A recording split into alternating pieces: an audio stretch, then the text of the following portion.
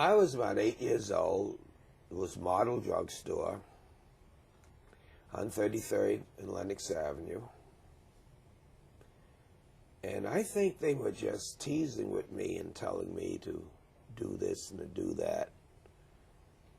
And I was asking, well, how much am I going to get paid? And everyone was laughing. And my grandfather was so happy that these white folks liked me. And I told him I could do all of this, but I needed some money because my grandfather had me doing things that just to keep me busy, sweep this, mop this, wipe this. And then he'd go off to work, and then he'd leave a list of things for me to do, and then this had to be done. And of course my kid sister, she didn't have to do any of that stuff, you know.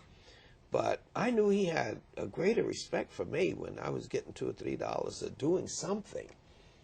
And unlike a lot of kids, I found work just so exciting. And it's where people really liked me and really were teaching me how to do things. And I remember, too, across the street from Model Drugstore was the Elks Rendezvous, dancing half-naked women. And I may not have known what I was seeing, but I knew that very few kids were seeing this. And they acted like I wasn't there. None of this, what do you do? And I had to go over there periodically to take theatrical makeup that our store carried just because they had so many gals there. And I remember they say, hey, Doc, we got a call for some makeup over there, you know, Pancake 752. He says, well, you take it over, and if they don't want that, you bring it back. I said, yes, Doc. Then the lady would tell me, nobody called for a damn thing. He likes to go in there and watch the girls, you know. But I thought I was getting away with murder. I remember I always wanted to work on the counter. It was a drugstore type of thing that the pharmaceutical thing was on one side and there was a luncheonette on the other side.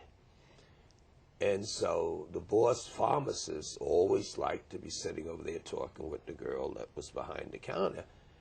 And he said, you take care of this, you take care of this. And the lady came in and was asking me for something, and I told her we didn't carry that. And she says, yes, you do. And I noticed that she was embarrassed. And I knew what the stock was, and I yelled over and said, Doc, do you have any clean napkins? This lady's looking for some sanitary napkins. Do you have that? And everyone let me know in no uncertain terms that I had dropped the ball, because at that time, not only were they kept in the back, but they were packaged so that I never even knew what the hell was in the packages. I had the dirtiest job. Castor oil would come in big 5-gallon cans. I hated castor oil. I hate it today. I don't like orange juice because I used to have to take it with castor oil. But I used to fill the different size bottles and wipe them off. And I remember Prophet John used to come in. I'd make money with Prophet John because he had little valves that I had to fill with olive oil. I didn't know he was taking them to Teresa and blessing them and selling it.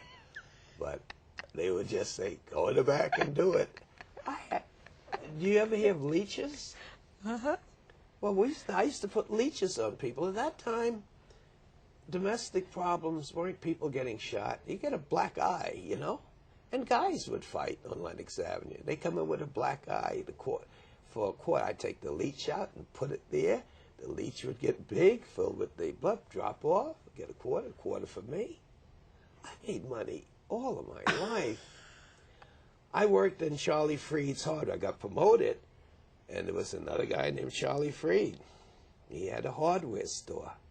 And I'd go out on the truck, and I'd mind the truck, and everyone would say, what a nice little boy, you know, and they say, this is my helper, you know, so they get a tip, I get a tip. I learned so many things that way.